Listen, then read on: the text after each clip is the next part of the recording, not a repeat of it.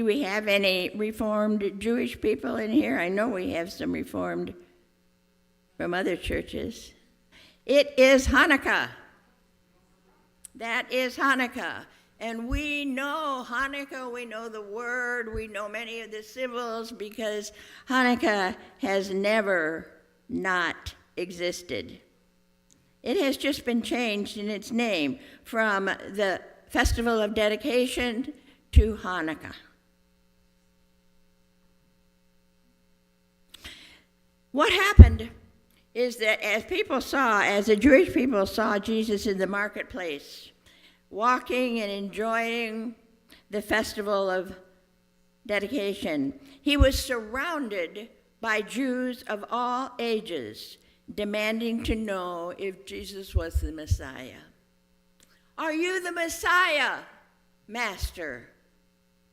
Why won't you tell us? We want to know, are you the Messiah? And Jesus said, I have already answered your question. I have already demonstrated who I am, but you do not believe me.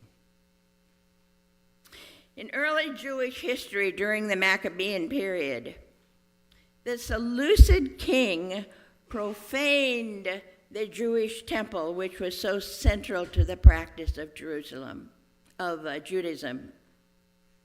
A group of Jewish freedom fighters overcame the Seleucids, and the temple was cleansed, and the temple was restored to the Jews.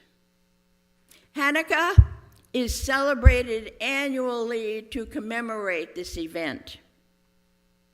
It is an important event. Just ask any Jew, and if you are lucky enough to be able to celebrate any part of Hanukkah with a Jewish family, it is revealing, and it is sacred, and it is worth it.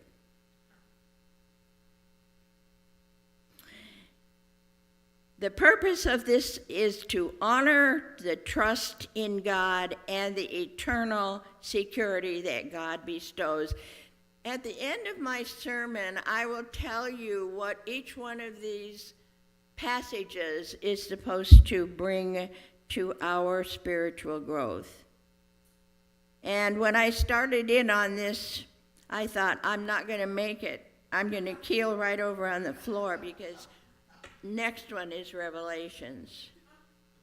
And Revelations is very difficult. Psalm 23, however, is one of the most beloved psalms, is it not? It paints a picture of God the shepherd who provides and protects and leads, and the images of green pastures and still waters picture God's provisions and peace for us. Walking through the valley of the shadow of death reminds us of God's presence in suffering.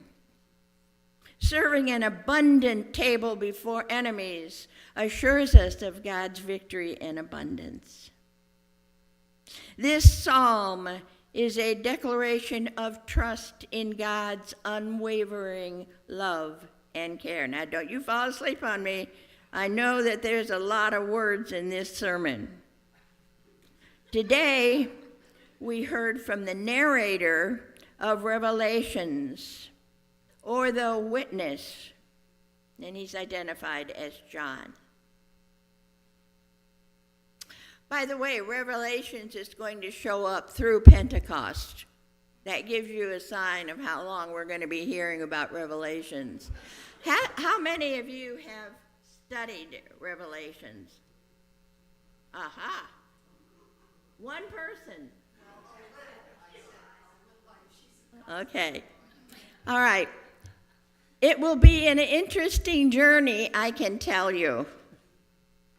And we will learn what it means for us today.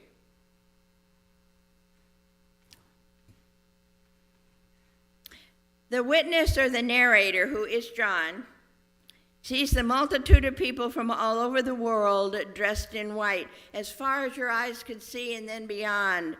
People, people, people, people.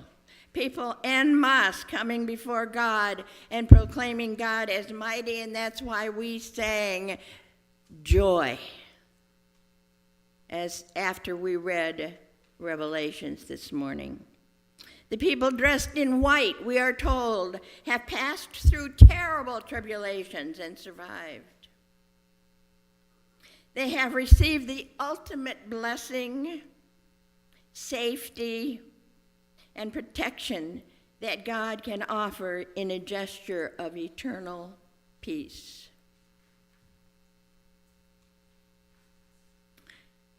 I see how all of these passages come together for us.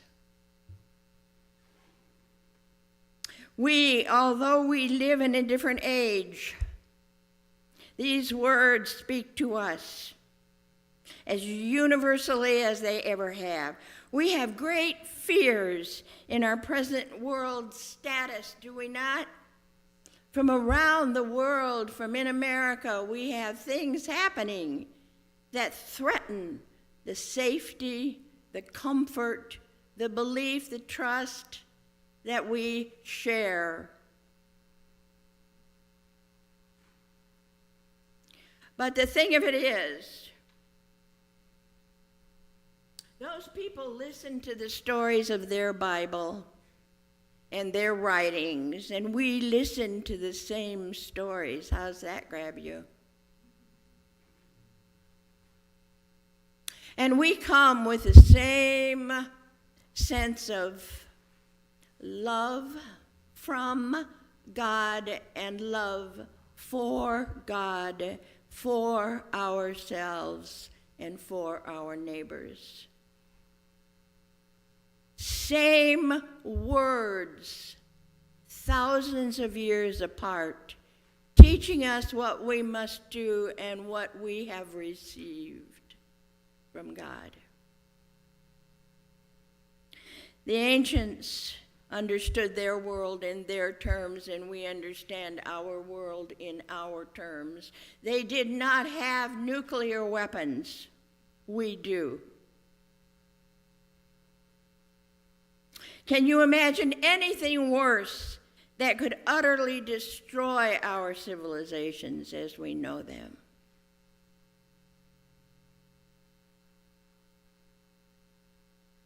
More next week, beloveds.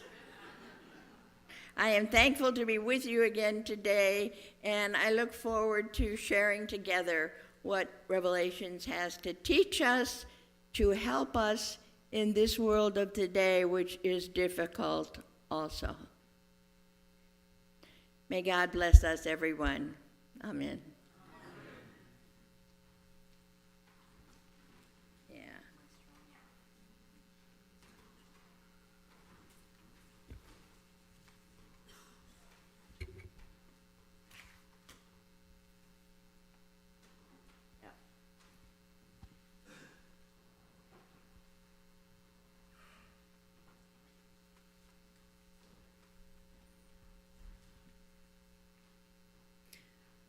We welcome your offerings at this time and invite you to place your prayer and information cards in the plate as we sing our church covenant.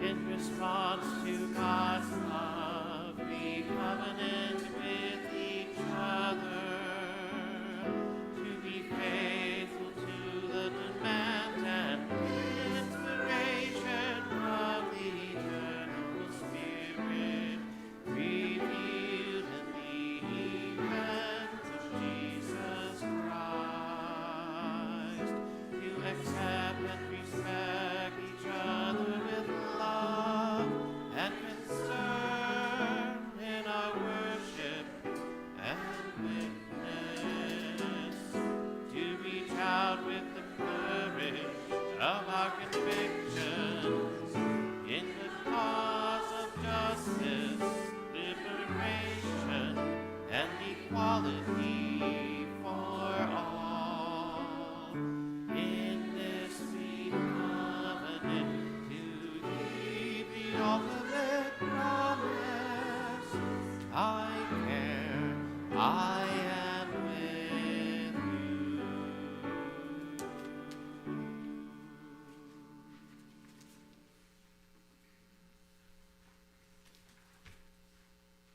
Please join us in the responsive benediction.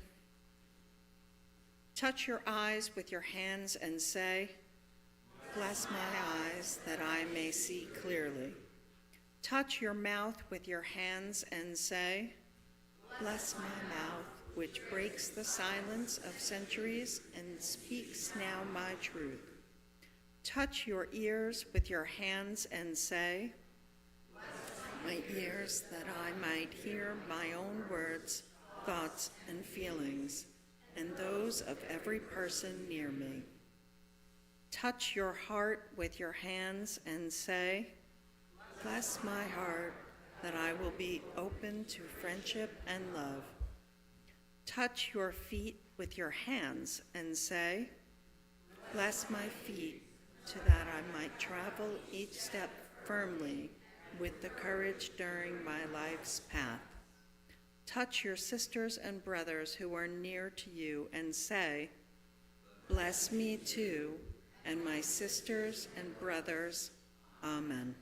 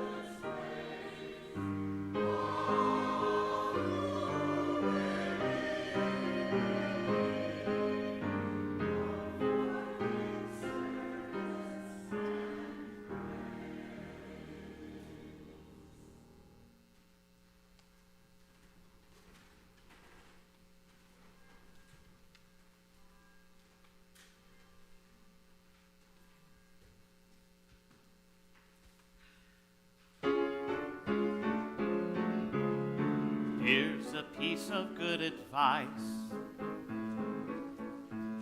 Think it over once or twice. Be kind to your parents, though they don't deserve it.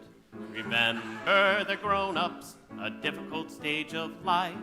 They're apt to be nervous and overexcited, confused from their daily storm and strife. Just keep in mind, though it sounds odd, I know, most parents once were children long ago. Incredible! So treat them with patience and sweet understanding, in spite of the foolish things they do. Someday you may wake up and find you're a parent too. Happy Mother's Day.